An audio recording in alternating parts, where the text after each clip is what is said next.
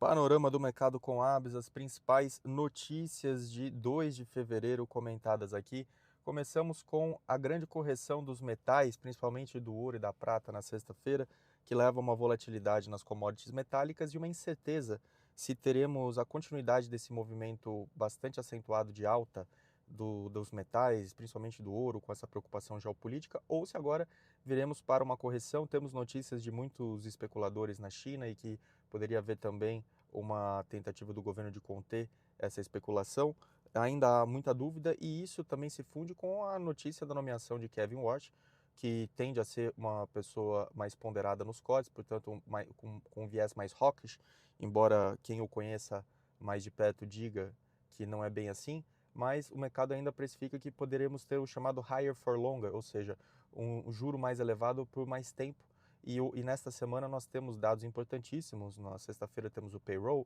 temos também a ADP, temos JOLTS, que todos dados do desemprego dos Estados Unidos, mais importante, claro, o payroll na sexta-feira, para avaliar como é que está o mercado de trabalho. Se os dados forem divulgados com bastante força, significa que o Fed provavelmente não vai cortar juros, os juros permanecem onde estão. Agora, se tivermos um resultado fraco, portanto um aumento do desemprego, possivelmente abre-se o caminho para que haja cortes na FFA já no curto prazo, e é por isso que o mercado vai monitorar com muita atenção esse dado, que é o dado mais importante da semana.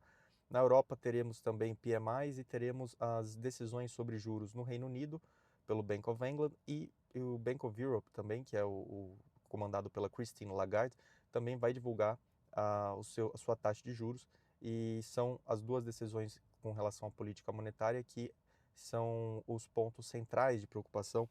dos investidores nesta semana. Também tivemos uma fala da China, vinda do Xi Jinping, falando que gostaria que o renminbi fosse utilizado como moeda de reserva global. No entanto, para que isso ocorra, os investidores exigem que haja uma valorização do yuan, do yuan, do renminbi, que tem sido até então conduzido com bastante interferência por parte do PBOC, que é o Banco Central Chinês, para manutenção num câmbio ainda mais ou menos em torno de US$ 1 para 7, que é o câmbio que eles têm mantido, justamente para que haja competitividade das exportações. Então, apesar da fala, as ações práticas parecem não indicar que isso ocorrerá tão cedo, e por esse motivo os investidores, apesar do enfraquecimento do dólar e do debasement trade, que muito tem se falado na imprensa, a verdade é que ainda o dólar permanece como provavelmente a única opção disponível como moeda de reserva global. E é interessante avaliar se esse trade do debasement, se ele também já não tem sido um pouco já exaurido pela diversificação que já houve nos mercados emergentes. O Brasil foi muito beneficiário disso em janeiro. Depois eu até farei um vídeo no YouTube comentando essa grande alta da Bolsa Brasileira, que não beneficiou muitas pessoas físicas. As pessoas físicas estão pouco alocadas em bolsa em razão da alta dos juros e das possibilidades de investimento em renda fixa muito atrativas. E essas possibilidades levaram principalmente assessores de investimento, bancos de investimento, corretoras, a ofertarem muito mais investimentos em renda fixa do que na renda variável, que perdeu a atratividade. Então, quando eu converso, por exemplo, com pessoas que assessoram grandes patrimônios e grandes fortunas, eles me dizem que não tem nem apetite para indicar qualquer alocação em renda variável, seja por fundo de investimento em ações, seja por alocação direta em ações, seja em multimercado que possa alocar um pouco também em ações. Não há muito apetite para isso, por isso nós temos visto muitos resgates nessas categorias de fundo, e o investidor preferindo uma alocação mais conservadora, com um juro real bem elevado e realmente da perspectiva do risco e do retorno, para um investidor que não é muito focado no mercado, é uma pessoa que acompanha muito, não faz muito sentido se expor. Mas claro que uma carteira diversificada deve pensar sempre em renda variável. Esses retornos dos últimos meses demonstram isso. Outra questão interessante é que boa parte dos fundos brasileiros de ações não conseguiu performar melhor que o Ibov, mas é porque esse fluxo que está vindo para o Ibov vem direto para as blue chips, para as empresas grandes que compõem o índice, as mais importantes do índice, Petro, Vale, os bancos. E os fundos de investimento normalmente têm uma abordagem mais value investing, e com essa abordagem de valor, eles tendem a ter uma carteira mais diversificada em nomes que ainda não receberam fluxos, e a expectativa é que haja agora, numa segunda penada, numa segunda onda, fluxos para essas outras empresas, e que beneficiaria também esses fundos de ações. Independentemente dessas questões mais do detalhe e das comparações relativas, é fato que os mercados emergentes têm se beneficiado bastante dessa diversificação, A Bolsa Americana segue cara, os resultados divulgados até agora vieram acima da expectativa. Realmente a minha impressão é que a Bolsa Americana vai continuar cara, o ano é muito bom para a economia americana, os dados são bastante animadores para quem investe nos Estados Unidos e me parece que eles terão um ano incrível, as empresas terão um ano incrível e agora vamos aguardar o resultado das Big Techs que estão faltando, teremos também resultados importantes nessa semana para acompanhar, ainda boa parte das empresas ainda não divulgou os seus resultados e é também outro fator que vai movimentar o mercado, perceber que Microsoft, que é uma das Mag 7 e uma das maiores do índice, empresa de trilhão, avaliada agora em 3,2 tri, perdeu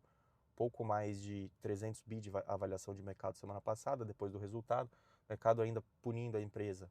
com dúvidas em relação à sua capacidade de converter o CAPEX